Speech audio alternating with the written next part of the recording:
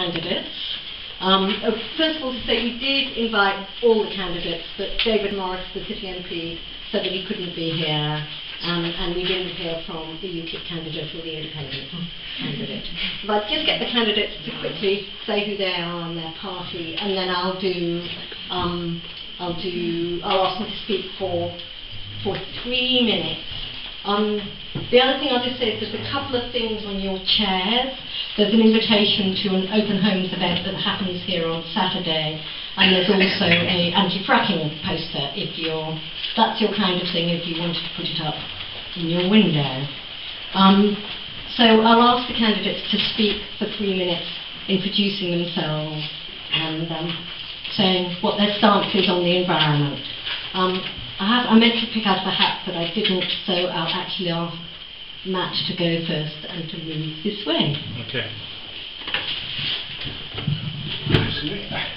Hi there, I'm Matt Severn. I'm the Liberal Democrat parliamentary candidate for Morecambe and Lonsdale.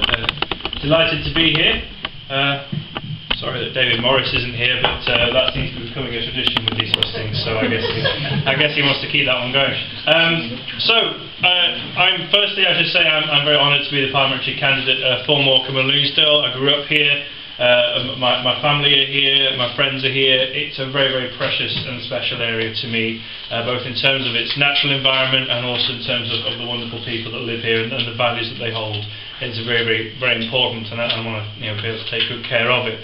Liberal Democrats have got a very proud record of action and policies on the environment, and I was just looking at some of the things that we've done. I think the most powerful, the most important in the last 5 years that we've been in government has been to set up the Green Investment Bank, which isn't something that maybe we know a lot about, but the Green Investment Bank, funded by £3 billion worth of public money, exists to channel investments to renewable energy schemes and other environmental schemes across the country, and by doing so, of course, can often unlock further private investment.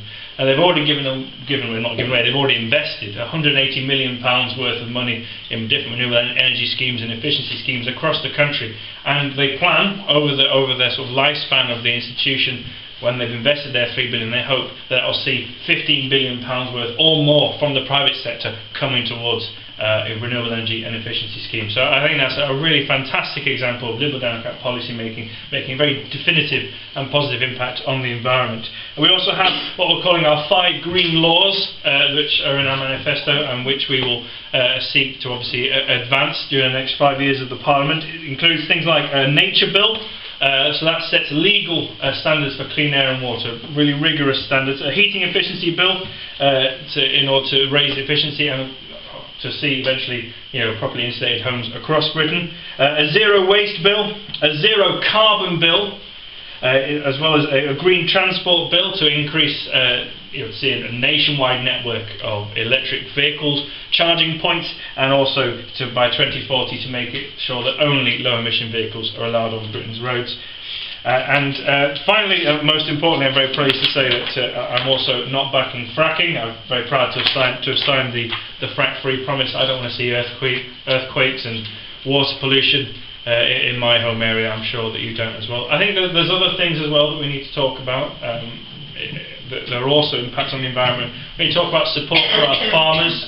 What we need is farmers who are able to make a living, but are also able to do so ethically and responsibly, and to do so organically. And I very much want to support the great work that farmers do and see them getting a fair price for their milk, see them being able to pass on their farms to their children rather than seeing their children being able to take over the business. Oh, that must okay, be. 3 minutes. There we go.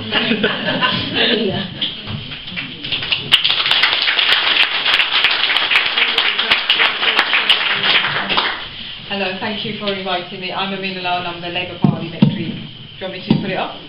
Can people hear, or would they like Amina to speak into the microphone? Yes, please.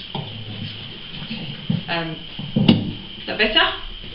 Okay. I'm a Labour Party candidate for Morecambe and Lonsdale, and I'm really pleased to be here. I do apologise, I have got another commitment which I'd already arranged before this, before I'd committed to here, so I will be leaving early, but I will try and stay for as long as possible.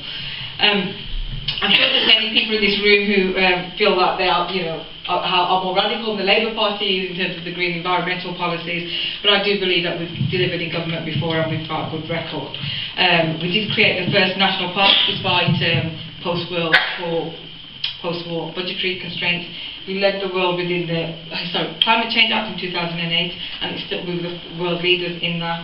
Ed Miliband was the first Secretary of State in a new department establishing leads on tackling climate change, and we worked with campaigners and local forest groups to stop off the sale of the national forest.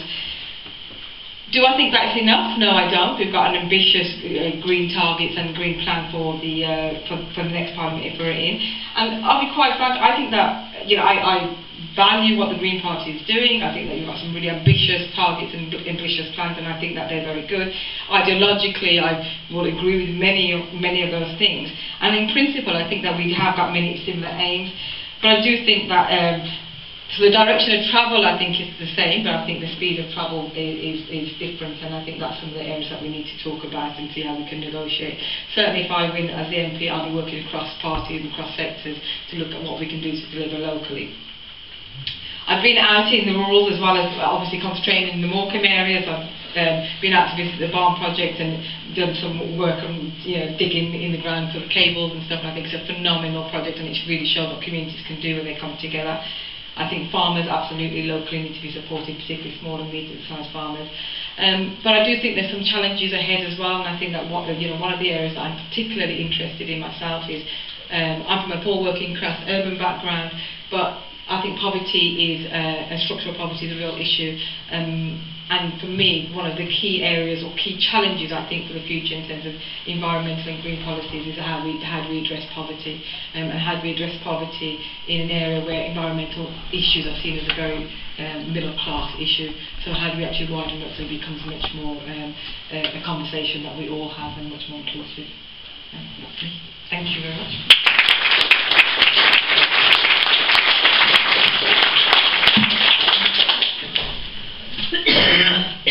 Can everybody hear me? I'm Phil Chandler. I'm representing the Green Party. This general election will no doubt be remembered for a number of things. The start of true multi-party politics in the UK. The leaders' debates where the progressive parties showed that a better, more caring politics was possible. And perhaps when the country finally woke up to the fact that our electoral system is broken.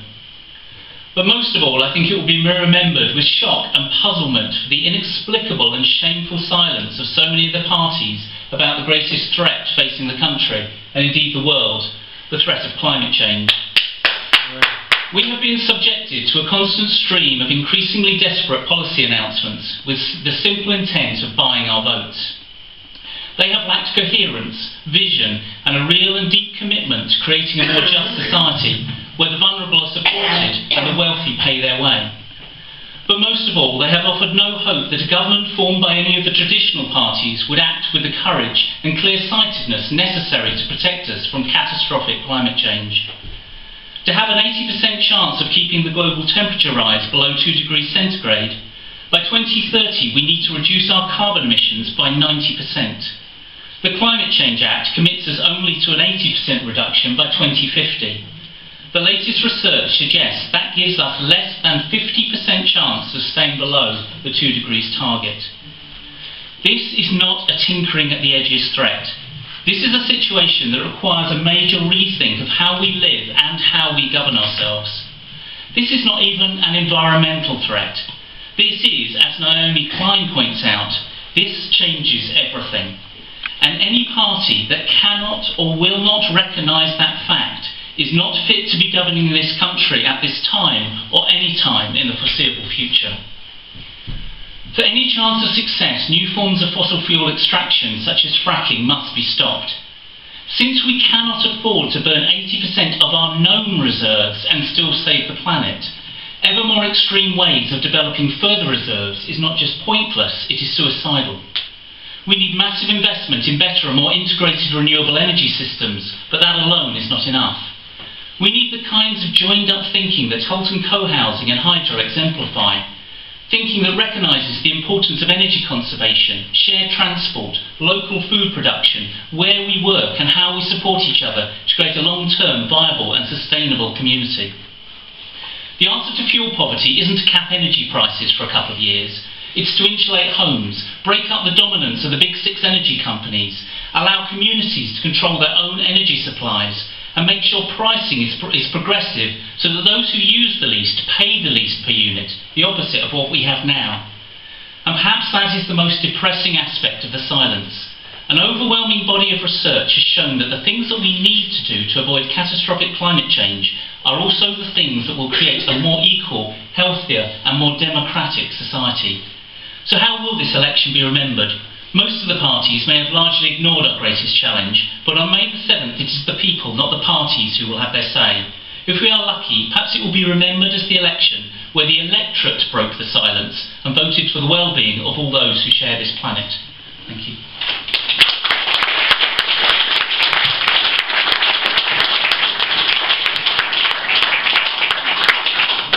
Thank you. Now it's our turn to ask questions, and I was going to take the chair's prerogative and ask the first question myself, which is, I'd like you to all talk about how you bring sustainability and responsibility towards the environment into your own lives, the way you live your lives. And perhaps if we could start with Amina this time. Are you okay if I sit down as well? Press down, that's much easier for her, actually. Sustainability and... Yes, it's really how within your own life, the way you live your life. Well, I'll admit I've got a car that I drive. I don't drive... at the moment I drive quite a fair amount, actually. But I actually mix my driving with using public transport. I've used public transport all my life and I actually enjoy using public transport. Though I think that the infrastructure of it and the reliability of it is problematic, and it's especially problematic when you're taking children to and fro on our daily journeys and carrying shopping. So I think that there's a logistical challenge with an ideological view. I recycle, I walk, I don't particularly cycle, and I think that partly what I do is I live in an urban environment where the reality of trying to be as green as possible is a challenge with a daily life of trying to balance my monthly books and provide for a family. You know, and I'm going to give you very frank and honest answers.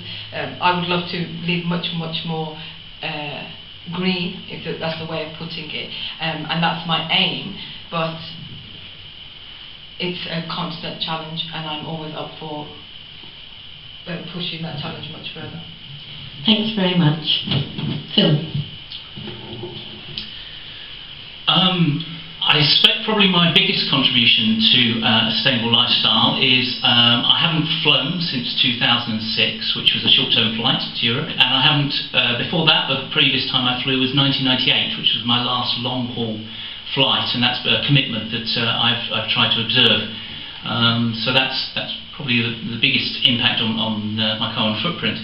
I'm very pleased to say that I commute virtually every day of the year, maybe 2 or 3 times a year I might drive a car, but I commute by bus to work, and which I love. I love my commute. I start my commute on the front at Morecambe, looking over Morecambe Bay, and I feel so lucky to be able to do that, hop on a bus and off I go. As a family, we try hard. One of the things we made a commitment a long time ago, before PV took off, we missed PVs. We got solar thermal when we put central heating in our house, which has been great. But I kind of sorry that I missed the PV thing. Haven't got any more roof left to put it on. I mean, in terms of food, I mean, we're very conscious of where, we try to be conscious, and I think, I agree with Amina, but I think probably we all find, or most of us find, is that the way our society is structured now, it does not make decisions easy. So, I mean, one of the key things from a Green Party point of view is about how do we restructure society so actually it makes it easy to make those decisions and to live a life. So, for instance, we try to source our food locally, like pretty much all our vegetables do, come from locally, and things like that. I suppose for me, it's a key part of how my children, how we talk about it, how they think about it, and how they make decisions in our life. So, as I say, probably those are the key things. And I can see I've got to stop now. Matt. I mean, the first thing is that I don't drive, so I do a lot of trains. I feel at the moment, actually doing this election campaign, I feel like I'm single-handedly keeping Northern Rail and Virgin trains in power at times. And I'm a massive train geek anyway, so I always love to know where the trains go in and what the times and how I can connect to different places. And I get really aggravated when they get really late. And I think one of the things to make an environmental world better is to get a better train network, more investment into that, and more trains going to more places, stopping at more places more regularly. Because I'm sick of waiting on a platform and they're not there when you need them to be. It drives me mad. I do a lot of walking. I walk to work every day, and obviously I walk back from work every day as well. We always try and shop as responsibly as possible. Ever since I was a little boy, I've maintained a little list of products or companies that I'm boycotting. So my Nestle and Del Monte boycotts date back to when I was about 7 or 8 years old, and they're proudly maintained. So I think ethical shopping. I mean, it's right. We have a lot of pressures on our budgets. Food is in many ways almost too expensive. Inflation of food prices can be a challenge. But I think it's important to try and make ethical and moral decisions where we can to do our bit to impact the environment. Thank you very much. We've had quite a few questions sent in, so I'll ask one question. I'll ask Kevin to read out one question that's been sent in, and then I'll open it out to people to ask questions from the room. Kevin. Okay, so this is a question that was submitted. With clear evidence of the horrendous legacy we're leaving our children and grandchildren to deal with, do the candidates still agree that nuclear power is the best way forward for the area?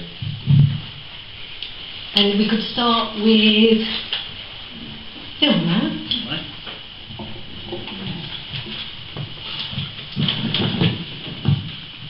Nuclear power. I think there's a few things that we first of all need to get clear about nuclear power. It's not a zero or even a particularly low carbon source when we take into account the mining and preparation of fuel. It's not renewable, it's reliant on sources of many of which come from unstable parts of the world. It's hugely expensive. No nuclear power plant has ever been built anywhere in the world without massive public subsidy. The government has offered EDF nearly double the normal current rate of electricity to try and persuade them to build Hinkley C. Only a handful of small nuclear plants have ever been decommissioned, and none have yet in this country, nor do we have an agreed decommissioning plan for any plants in this country. No one knows how to safely dispose in the long term of spent nuclear fuel. And I don't know if people are aware that on the next to last day before this Parliament was dissolved, in a splendid show of democracy, a second piece of secondary legislation was passed which gives central government the right to overrule local councils in matters of planning to do with placing of underground spent nuclear fuel. I don't suppose that many of us heard about that debate, because there wasn't one. Neither is nuclear a good fit for renewables. It cannot respond fast enough, it cannot change its output. So even as a base load, it is not suitable for the massive rollout of renewables that we need to tackle climate change. As far as I'm aware, there is only one potentially good argument for building a nuclear power plant, for instance, at Hisham, and that would be jobs. But for me, that is backward-looking policy. We live in one of the richest areas of Europe in terms of renewable energy resource, both wind, tidal and wave. This part of the world should be a world centre in developing those technologies. We have the background in engineering, in marine engineering and power engineering. We should not be looking backwards at a dead end like nuclear power, but looking forwards to turning this area into a centre for developing clean energy.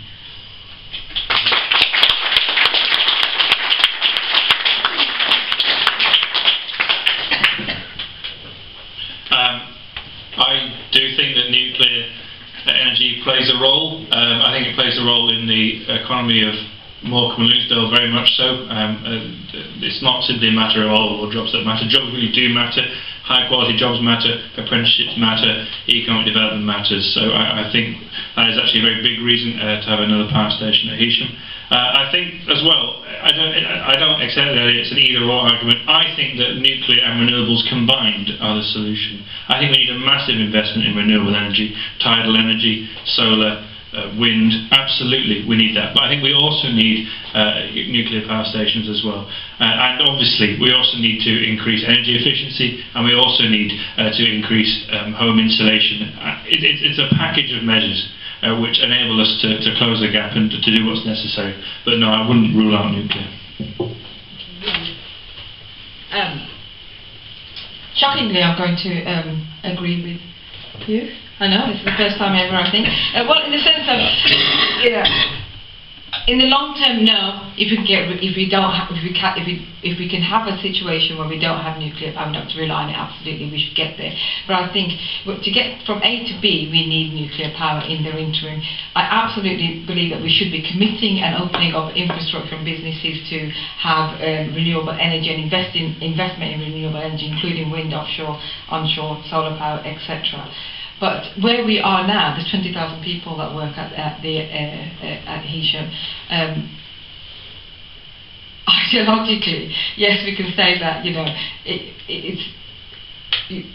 is it backward thinking talking about just economics? It's not just about economics. These are people's lives. These are people's, you know, we're talking about sustaining communities, and sustaining communities is about being pragmatic and realistic about the situation that we're in. Do I think that that's nuclear power is the answer? No, but do I think it's part of a mixed bag for now? Yes, but I believe that we should be working towards easing it out. Thank you very much. Does the lady over there? Yeah, this was my question actually, and all three of you have actually ignored what the question was about, which Phil did partially answer it. When I posted this, there was an article in The Guardian that quite clearly shows that within our grandchildren's lifetime, coastal erosion will mean that the storage facility up in Cumbria will be exposed to the elements and leak nuclear fuel everywhere. How on earth can you sit there and justify nuclear power when we are leaving a poisonous legacy for our grandchildren and great-grandchildren? And how can you say in the short term, I mean, how can you look at nuclear as anything but long term? 10 years. Nuclear power stations run for how long? How long is the waste radioactive for? It is long term. It's long term. You know, how many generations along? Not anymore. It's not that anymore. Nuclear power is incredibly efficient. More efficient than you can actually think of. It may well be. I think waste is radioactive and how we're going to dispose of it, because actually we haven't managed to dispose of it. I think actually, could we let, because we're here to hear the candidates. People have strong feelings about it. No, I think, look, you know, I'm here and I'm sure they'll come here to hear and listen, and I'm certainly here to listen, and if people feel strongly we can do that in a respectful way. Absolutely. You weren't disrespectful, I think it's fine. I'm sorry if you felt that we didn't answer your question. I've got children. I hope to have grandchildren one day. I don't believe that I'm being that I didn't take it seriously. I think I take it very seriously. I didn't read the article that you said. As far as I'm aware, nuclear power is secure and it's low carbon and safe. Now, if it's low carbon, you know, the problem. I'm open to learning and listening and finding out more. There's a huge pile of crap up at Sellafield that nobody has a clue what to do. The next idea is to bury it. Have you any idea what a stupid concept that is? Okay. To bury crap that can kill us all. If we're talking about where we are, if we're talking about moving from one situation to another situation, we still have to have that journey. So the answer is, how do we have that journey? This is what how do we have that journey? I am open and willing to be lobbied and listen to whatever needs to be. If I'm the MP here, because this is what we're talking about, somebody's going to represent Morecambe and Lonsdale, I will listen to anybody in this room and anybody who comes to me with evidence and says, right, Amina, this is the case, you need to go forward and you need to lobby your government or your party about this. That, you know, I'm very clear about that. So I'm not denying what you're saying. What I'm saying is that, look, you know, we need to be, from where we're at now, we can't just shut down. But it's 10 years and £24 billion to build one power station before it's online. Can you imagine what the renewables industry could do with £24.9 billion for one power station? But could we just a quarter of our, you know, a power station, a power supply, a quarter of our electricity generates emissions, and it's really. We are where we are, and it's not a perfect world by any stretch of any imagination. So I hear what you're saying, and I hear what you're saying, but how are we going to move to that? You know, but 10 years, we were not going to get any electricity out of a power station for 10 years. I think now we should let Matt have a chance to answer, but Amina has said she's happy to learn and see the evidence, so that's an offer that people can take up. Matt. I'm always happy to learn about the evidence. I think the point is, I'm not being complacent, far from it, about the risk that nuclear and nuclear waste pose. I just feel that it remains part of the solution. That's why I said in my answer, I believe in a combination of both nuclear power and renewables. I want to see more tidal, I want to see more solar, I want to see more wind. I think that's absolutely vital. I want to see greater insulation of homes, I want to see more efficient vehicles, and I also want to see a nuclear power station at Evesham, a third nuclear power station, as part of the ability to keep the lights on in Britain, to keep the energy supply going for Britain so it can respond to demand, and so that industry can have the confidence to plan and invest in Morecambe and Leesdale and across our country for the future. I believe in Britain being able to gain energy independence without exploiting fossil fuels like gas and coal and nuclear as well as renewables. They're both, not either or, they're both the answer. Phil, is there anything you'd like to add? Just a short comment, because my comments are often characterised. If A, I want to immediately shut down the 2 power stations we already have, and B, that somehow I'm denying people lots of jobs. First of all, it's not the plan to shut down. Present power stations would just be allowed to run to their natural end, and then we would work out how to decommission them, I guess. But secondly, I'm not suggesting that by not having a third power station that I'm denying anybody jobs. What I'm obviously saying is that investment, that 24 billion or whatever amount we're talking, into developing renewable energy in this area actually supplies the jobs, and no doubt more, because it's been shown that in general, per gigawatt of installed power, this renewable industry is about 12 times more effective in generating jobs than nuclear. So we're not talking about denying people jobs at all here. Okay. I'm going to move on now, but I was just going to ask, do you feel your question has been answered now? I think candidates need to actually understand how the nuclear power station affects the wider environment and how the nuclear industry actually works and the amount of investment required in it. Okay. Could I ask for other questions from the floor, please? Chair. Yes, would you like to take that? Yes, I just wanted to ask if the Labour Party candidate will oppose fracking, will commit to that, and to sign the frack-free promise. Can we all answer? I think... Let's go to Amina, and then... Can we... Okay. I think we'd all like the opportunity to position. Amina. I'm shocked that question came up. I was very clear, and I've listened to the arguments about fracking and read stuff. But obviously, these are not my areas of expertise, if I've got any.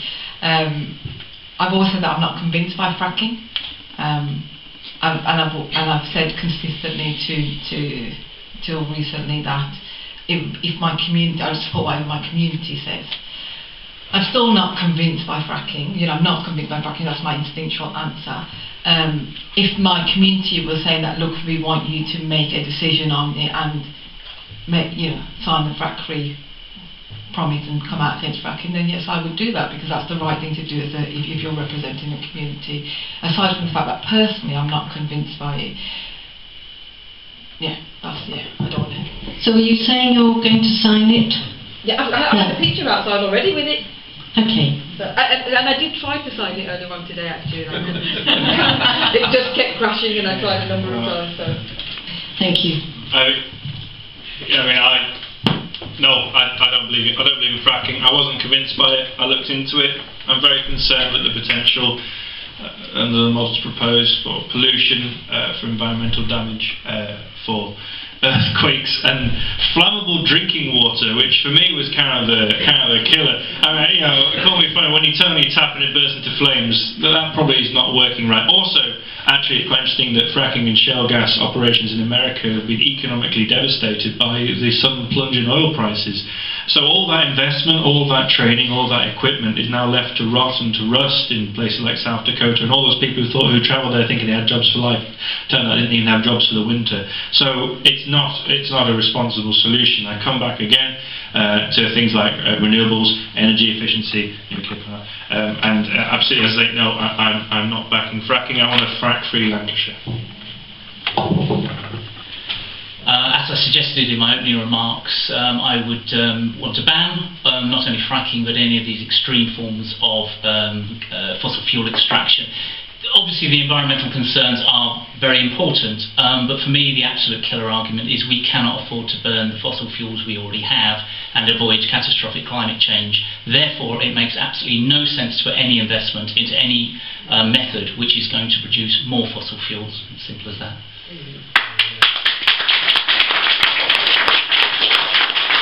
Another question from the floor.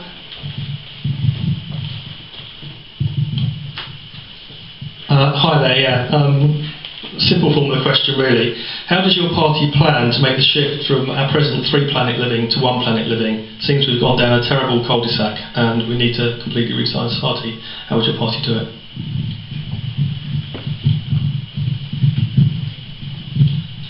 Matt, can we start with you? Yeah, well, no one's ever asked me to completely redesign society without pre-warning. Well, absolutely. We need to move to a more efficient future. We need to move to a low energy future. But I don't want to see that meaning people suddenly living out their lives in grinding poverty. I don't want to see mass unemployment being done, from engines to home construction to power generation to renewable energies. There are a huge amount being developed and technologies being developed which will enable us to reduce the pollution and the carbon impact of human life on the earth. That's why I come back to things like Lib Dem policies on the Green Investment Bank is a little way towards that. That's providing public money towards a new renewable energy schemes as an example of encouraging money to move away from things like coal and gas and towards things like wind. Is an example of providing the power that we need, for example, without the disastrous pollution that our grandchildren would otherwise have to live with. That's all part of the answer. Don't all brew and hiss at once. I actually, this is the first time I've heard about this shift from 3-planet living to 1-planet living. We're living on the amount of resources yeah. at the moment is the equivalent of. Okay, yeah, so I'm pleased my ignorance in that. In terms of it goes back to climate change.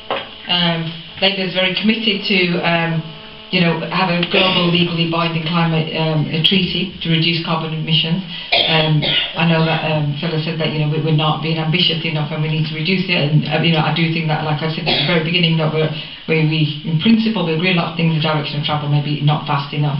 I certainly wanted Miliband at the conference in Paris at the end of the year. I don't want David Cameron, and that's really the choice that we've got to have. This is the government that is not interested at all in dealing with climate change. I think there's many things that we can do. It is about reforming the energy market. It is about improving energy efficiency in homes. We've got policies on all of those. We've got policies about fighting climate change, empowering local governments so they can make decisions locally, having a 25-year plan for the recovery of nature, etc., etc. There's a whole host of things that I can go through. I think the biggest thing is recognising the challenge and making sure that we've got policies to deal with that, and Labour has. And certainly never mind the manifesto, because it's very easy to reel off pledges from manifestos, but personally I'm very conscious that we have finite resources, and we've got to find a way where we can live together in a world where it works. But again, I'll go back to, we've got to do that in a way where we have an understanding that we're asking people to shift from a way of living that is very comfortable for many of us in the developed world and very uncomfortable for people in developing worlds. And we've got to educate our people as well about what needs to be done at a micro level, but also at a macro level.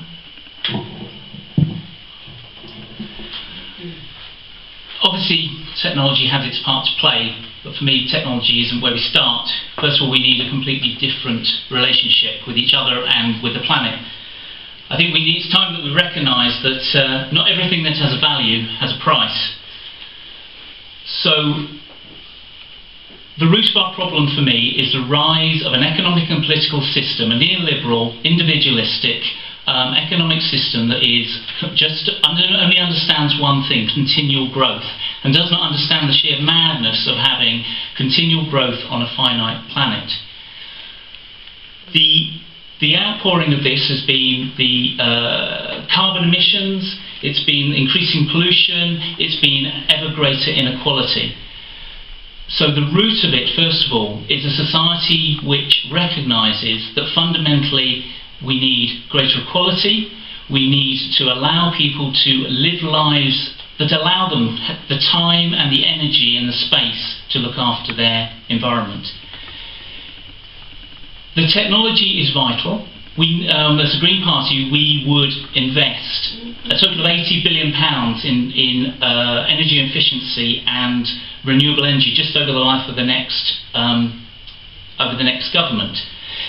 Now the difference is, I would say, is that many other people are saying we need these technologies, we need these changes, but what we are saying is that this cannot be done within the ideology of austerity. We reject that as the way forward.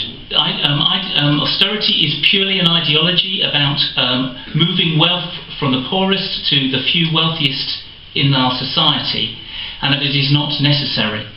We believe it is right that those who are the wealthy in society should pay more, and that that we should create the wealth, and if necessary borrow the wealth, to invest in the future, to find that money to develop the technologies that we need.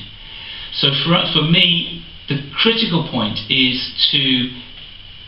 that shift in seeing the planet and all that live on it in a new relationship, and it's not just a place for us to extract resources from to make ourselves more comfortable.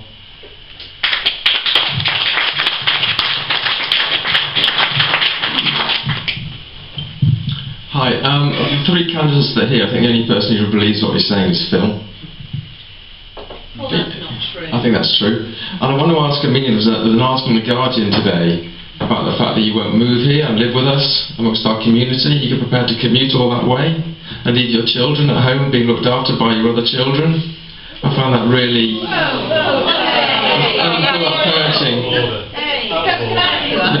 You know, and also one second. Well, my question is that the economy here is actually doing really well, and we need things like the power station that employs a lot of people. And I'm just concerned that if you were in charge, the MP, you would not allow this area to develop how it's developed. It's a fantastic area and it needs protecting, but it needs the right business head to run it. You can't do it with just words alone. Can I answer the question? Firstly, thank you for making the assumption that Phil's the only person that believes what he's saying, because I certainly believe what I'm saying, and I wouldn't be sitting here if I could do what David Morris did and not turn up, so I will disagree with you.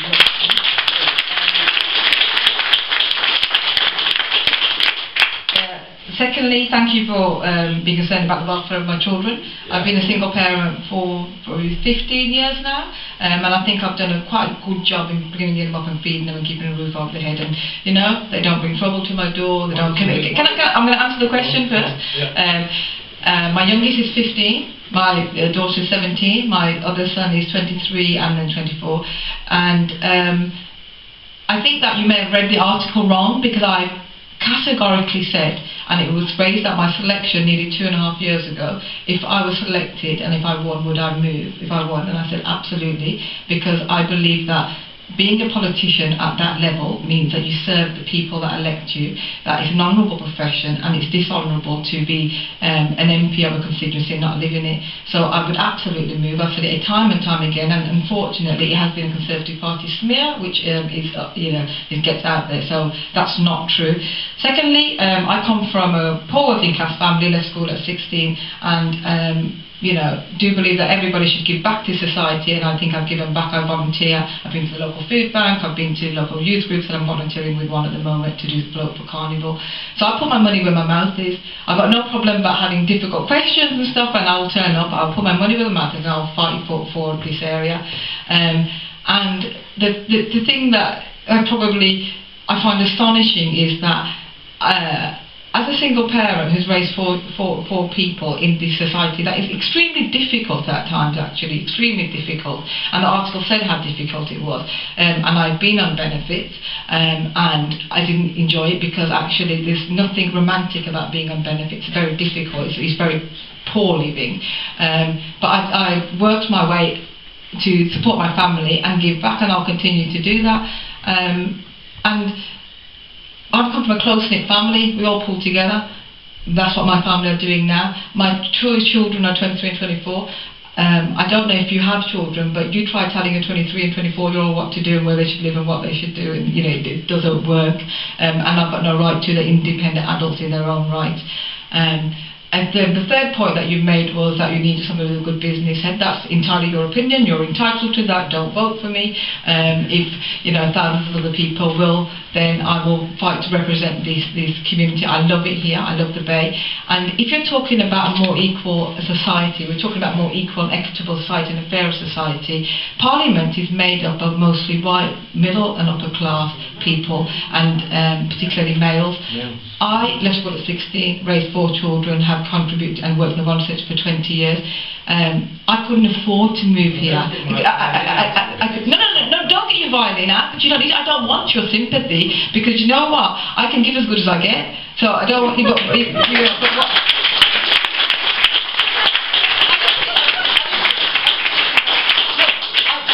I can't afford to move here. If I could, I absolutely would. But if you want a more diverse representative parliament, then what you need to do is have people like me in there. Yeah.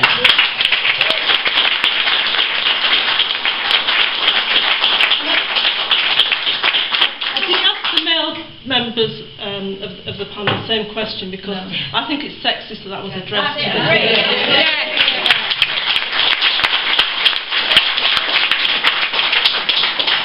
I believe the question was about whether Amina would move here, and they live here. I think.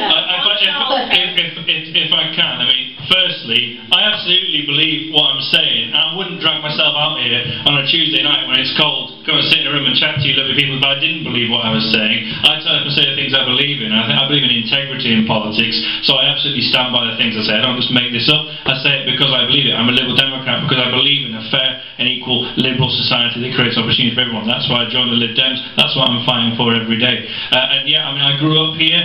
I've got family here. I've got family in this room lurking somewhere. I'd absolutely, if I won here, I'd live here. I'd raise my family here. I'd be delighted and honoured to do so. And frankly, I've never met Amina's kids, but if their mum's anything to go by, I'm sure they're a cracking bunch, and I'm sure they'll be very happy living wherever they do.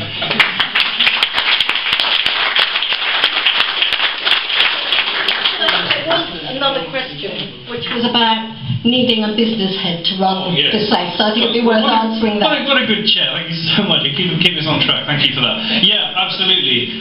The economy, business is vital. The best way to fight austerity is to create an economic recovery that works for everyone. And I really believe that we need both small businesses and large businesses. We need investment from abroad, and we need, as I said earlier, a better future for farmers. We need more homes being built. There need to be affordable homes to buy and affordable homes to rent. All of that is about creating economic recovery that's working for everyone, giving people jobs they can be proud of, allowing people to have apprenticeships. Lib Dems have increased apprenticeship funding. Vince Cable and the business department doing great work there. That's about getting people jobs and skills they can be proud of, they can raise families that they can take pride in, and have a future they can have confidence in. That's about economic recovery for everyone. That's what I believe. And finally, just so we ask the men the same question, I'm trying to think what the question is, but do you think, I don't know, do you have kids? And if you do you think you can be a good MP and a good parent at the same time? Absolutely. Which I think was the basis of the question. I don't have kids. I'd love to have kids one day. I don't currently have any children, and I believe that I could be a good parent and a good MP at the same time. I don't think the two are mutually exclusive, no. Thanks. Right. Okay. First thing, thank you that you believe me to tell that I believe in what I'm saying. I've spent quite a bit of time with Matt and Amina now, and actually I think they believe in what they say, so I have no doubt about that. They're committed to what they're telling you. I live in the constituency, so that's okay. Get through that one. What's the next one? Parenting and MP. Business head of Parliament. How would you mix parenting and being a member of Parliament? Well, my eldest daughter has told me that if I get elected, I have to Skype her every night. To be honest, I think it's difficult.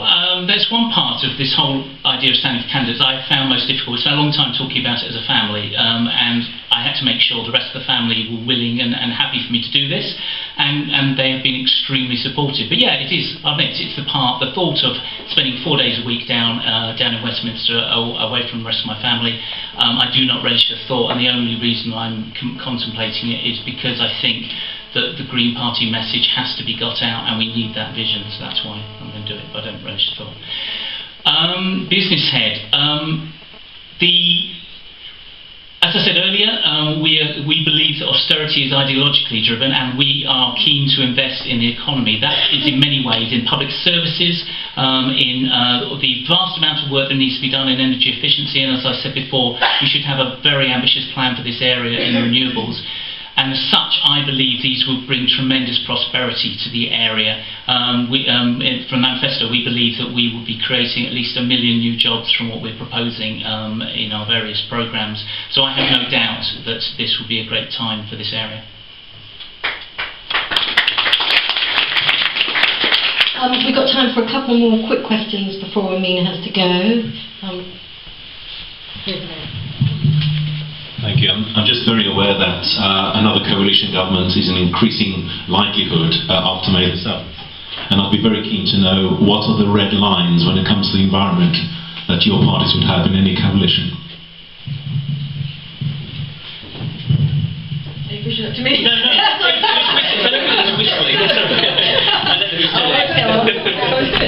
Yeah, you're right. I think that we are heading towards...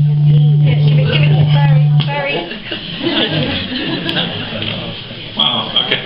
Yeah, you're right. We are heading towards a coalition. The polls for the two big old parties have been flatlining for months. Basically, you need to vote Lib Dem if you don't want an extremist coalition. That's the first thing I'll get out there. Labour want to go in with the SNP, well, they don't want to, but they will be forced to go in with the SNP, and the SNP want to break up Britain, and the Conservatives are planning a sort of horrifying Conservative DUP UKIP sort of mash-up, and that's a truly scary prospect, quite frankly. So, I mean, in terms of red lines for the environment, I wouldn't want to have fracking. That would be my personal red line. I wouldn't sign up to a coalition government that was going to fund or license fracking. I think that would be sort of a top environmental red line. I think as well, I think about red lines, they've been quite negative, actually. You can turn them a positive. You can say, I want a red line, I want to see investment, rather than saying, I want to stop something, say I want to do something. So I would increase funding for the Green Investment Bank, for example, and I'd see the 5 green laws that I mentioned earlier. I want to see them enacted as part of an environmental agenda for Lib Dems in government. I just reiterate, Lib Dems are the centrist, moderate force in this Parliament, and we want to be so again in the next Parliament. A Labour SNP deal would threaten the very fabric of the country, and the Conservatives want to tie in with the homophobes and racists of the DUP. Okay, I think we don't have much time left, so Amina. The answer is I don't know what our red lines are, our party red lines are in terms of the leadership in the party, because we haven't had that discussion. What we're fighting for is a Labour majority. Obviously, we'll if we don't have that, we'll work that out. I think No. You've got 9 days and you're still thinking about it. No. You have got the party. Scotland's a third of the country. They're entitled to the representation. I was just going to say that I do find it interesting that. I was going to say that I do find it interesting that Matt's talking about democracy and questioning democracy. We're not a dictatorship. People vote. They go to the ballot box. If people vote for the SNP, they vote for the SNP. That's the democracy that we live in. So I think we should be very careful about throwing stones when you live in glass houses, quite frankly. So I don't know what our party's policy is on that, as far as we're going to go in with a majority Labour government. But I'm sure I can say in good faith that we will not change our policy on freezing energy bills and reforming the market, that we will stick to our climate change agenda and decarbonising. Committed to decarbonising targets to 2030, and I think part of the question for me is very much about saying, well, look, part of this whole issue is about democracy, and if we're talking about red lines and about what we should or shouldn't do, 50 million people didn't vote in the last general election. Personally, I think that's a real issue. I think when we're talking about what as a party we should be doing, we should be engaging people, and we should be engaging people across the spectrum and making sure that they understand what's at stake and trying to encourage people to vote, because the future of our country is at stake. I'm going to move you on there because we've got very little time. Phil. Talking too much. I don't think there's been many heartwarming images from the election campaign, but if there was one, I think from the leaders' debates where the leaders of the progressive parties, they supported each other and how they congratulated each other afterwards. I think that was an extremely positive vision for a possible politics for the future. So no, SNP is no bogeyman. I would very much welcome seeing them having an influence within the Parliament. In terms of the Green Party rejects the idea of coalition. We don't want to be tied down to a coalition. We've seen what it did to the Liberal Democratic Party. They were forced into all sorts of horrible things by their bigger partners. But what we would be interested in is a confidence and supply, an alliance basically, because ultimately we believe in voting with the heart in all matters, both individually and as a party. So we would support those policies that we believe in, and we're not going to sign up to support policies we don't. Obviously, because the question particularly asked about environment, anything to do with fracking we would of course oppose, but basically anything in line with our manifesto we are going to support, and anything that we believe is going to be bad for the environment and for the future of this planet we are going to oppose. Thank you. I'm going to ask one last question, which is Could I just make a comment on that? How many more times has Ed Miliband got to say that he will not sign up to a coalition with the SNPs? And all the time the Tories saying, what's it going to be like when he joins up with the SNPs? What's it going to be like when he joins up with the SNP? What we're going to have? It's ridiculous. He said so many times he will not do it. At the moment, he's looking for a majority. So why do people keep saying he's doing it? Okay, thanks for your comment. I think we've got time for one last question for Amina. In all the discussions about the environment and protecting it, we never hear any comments about the population rise. The population is increasing, the world population is increasing. These have considerable effects on the environment. We see it here with the suggestion we might have 60 houses up there and 20 down there. We need more emphasis on family control, perhaps immigration, and perhaps assisted suicide for older people like me. So what's your question, sir? What are you going to do about the population? In the UK? In the population in the UK? All right, in the UK. I'm glad you narrowed it down to the UK because it's a bit difficult, and obviously, as you know, that I haven't helped with increasing the population. If I had, was more informed and made better choices, then maybe that wouldn't be the case. Though I love them to bits, and I wouldn't be without them. They were very much the making of me. I think you raise an important question. I think that I think it's about education, and I think that things like good sex education, talking about relationships, talking about the impact on our planet, and the resources that we have got and what we take from them, is part of the answer to this. Part of it is about tackling climate change, but also tackling the way that we live, which is what we've all been alluding to. Changing the way that we live so we don't use the resources up. I read an article, since we've all seemed to have read articles today, I read an article about somebody challenging that fact that population is rising and that actually the planet can absorb us. In terms of assisted suicide, this is something that I've been lobbied on for and against for people. I'm completely torn. It's a very moral and ethical decision for me. I wouldn't want to put anybody in that situation myself personally, because it's me when it came to that time, and so I don't know what the answer is to that. I know that's my frank and honest answer. In terms of immigration, we certainly haven't got time to get into that debate. I would very much love to, but I think that if we're going to talk about immigration, then we've got to talk about everything and all as part of the immigration issue, if you want to put it like that. So will you not say something about your party's policy on immigration and supporting immigration controls, because that was part of the question? Oh, sorry, she was a good chance, isn't she? Yes, we are talking about having tighter border controls and controlling people coming into the country, and I know that may not be popular with some. I also, we're talking about a contributory factor in terms of people being here and living and working here. But I think we also need to acknowledge that immigration is not the boogeyman that everybody purports it to be, and I think that there's this whole argument about immigration and blaming all our society's ills on immigrants, but actually poor housing and not investing in the NHS and 0-hour contracts are not about immigration. That's about the way that we live, and we need to tackle those things before we start blaming other people. You've got about a minute to solve the population problem in the UK. Right, we do like to pack these questions in. Right, what the population? Yes, my understanding is that the UK population is not growing at a particularly fast rate. But I think when we talk about population, I would like to put it a bit more global. What we do need to talk about is the consumption. That the problem for me is not the growth of population, but it's how different parts of the world consume and the amount of resources they consume.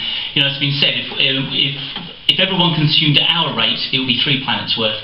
Where the population is fastest in the world, their consumption is tiny compared to us, and it's not threatening the planet in the way that we are threatening the planet with our massive consumption. So for me, that is the bigger issue than the population growth as such. I absolutely agree with Amina that often when you talk to people and they say, I'm worried about immigration, you say, what is it that worries you? They say, houses and public services. And you say, well, that's not about immigration, that is about poor investment, that is about this ideological austerity that we've been subjected to. What we need to do is properly invest in those things, build the houses we need, and reinvest in the services that would allow us to give everybody the service they require. Can I just do assisted dying? Why not, eh? Why did I say that? Assisted dying. Okay, yes, it is an extremely difficult and sensitive area. I personally am supportive of the bill that's presently sort of stuck halfway through Parliament that would allow for assisted dying in very well governed, very well regulated, very well supported situations. I definitely don't think assisted dying should be linked to anything to do with population and overpopulation. We are only talking about assisted dying here, where somebody who is capable of making that decision themselves, who feels their standard of living has reached a point they no longer wish to bear, and wish to be allowed to end their lives in that way. So I support that situation. I'm going to just tackle the assisted suicide, I think, first. I'm not in favour of assisted suicide because I'm very concerned about the pressure that will put upon people who are very disabled or terminally ill but not dying yet to end their lives. I'm very worried that people would feel pressured to actually end their lives, or you're being a burden or whatever. So for that reason, I think actually instead of talking about assisted suicide, we need to talk about better dying. That's why we need hospices. That's why you need to all go and support your local St John's Hospice, because actually it's about making people comfortable. It's about palliative care.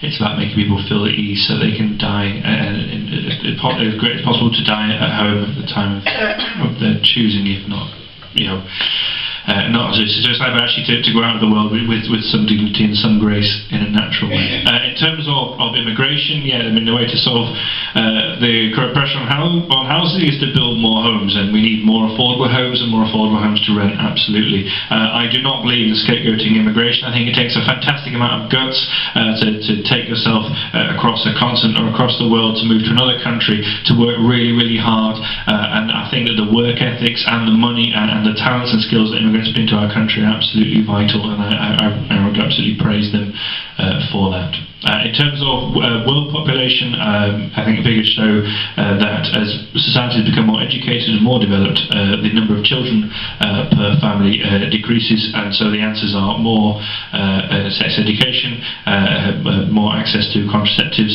and you will see people having less and less children, and in part because of the increased health of those societies means that the children live long, they don't need to have extra children. So that's a natural thing.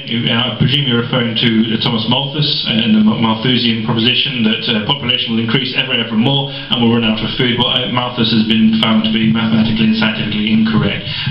We're not going to suddenly run out of space for people, because there won't always be 12 children per family across the world. There's a natural development of human society in that way. So that on that, I think that covers everything. Thank you very much. Yes. Amina, it is about 8:05. Have you got time for one more question, or do you have to rush now? I do need to go, but I'll take the one last question. Okay. We have one last question for Amina.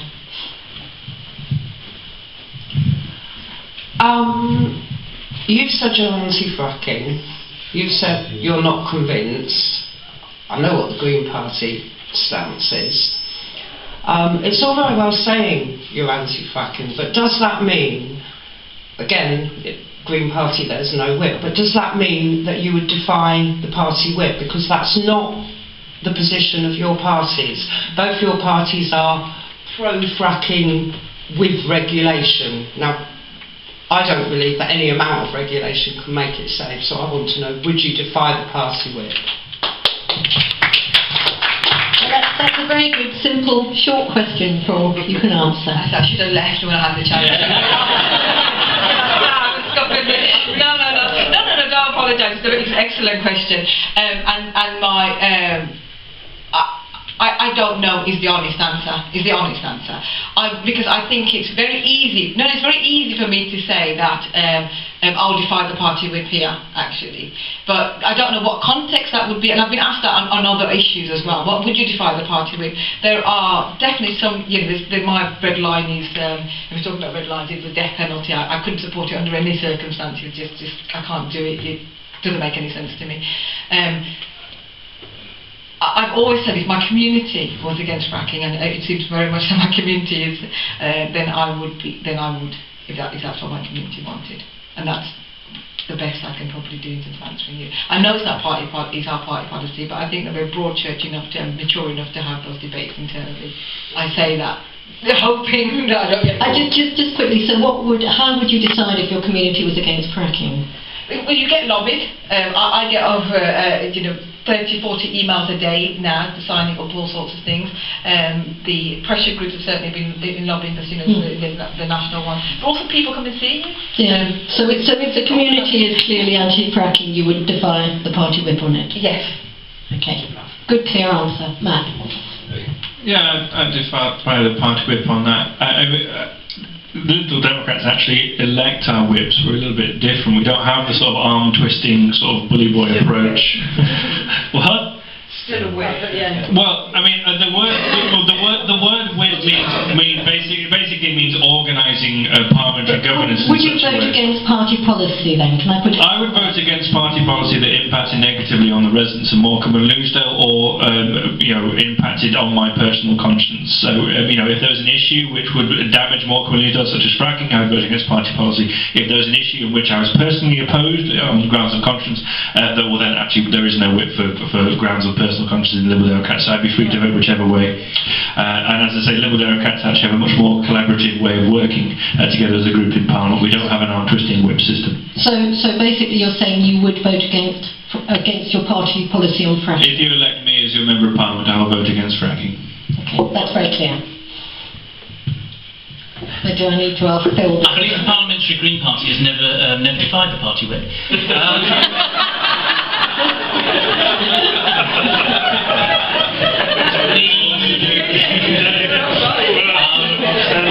Just to be serious about it, is Green Party policy that when we have many more MPs, there will be no party whip. That is party policy, so there will be no whip to defy, and of course there is no doubt that we would vote against fracking.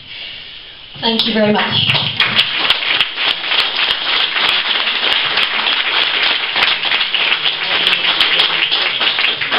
Would you like a 1-minute closing statement?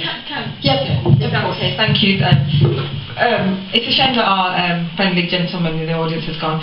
So I actually wanted to say thank you to both of my colleagues on the left and the right of me for running a really clean campaign, and we have shared lots of platforms together, and it's been really, really, really good, and it shows that we kind of mature politics in this day and age. Obviously, I will do the pitch where, you know, you're going to get a Tory MP or a Labour MP here, so, you know, I'll urge any of you who may be sitting on the fence, you know, give us a chance. I certainly wanted Miliband going to Paris at the end of the year. And the final thing is, if I am successful and I do win, I would say that I will have an open door policy in terms of building a progressive left here in Morecambe and Newsdale, and please come and harass me. Yeah,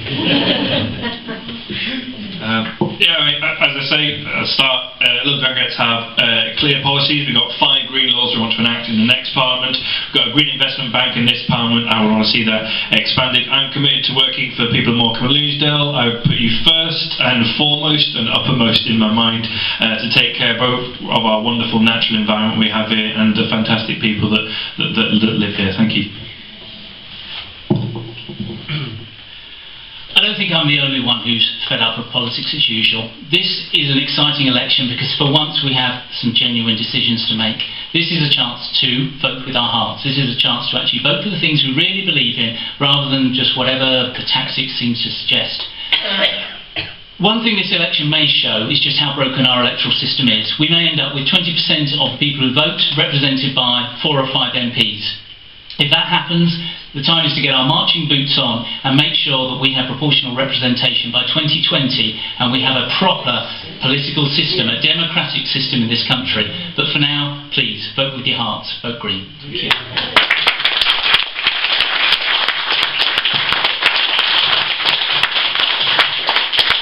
Can I just thank the candidates again? Thank Amina. Let's go.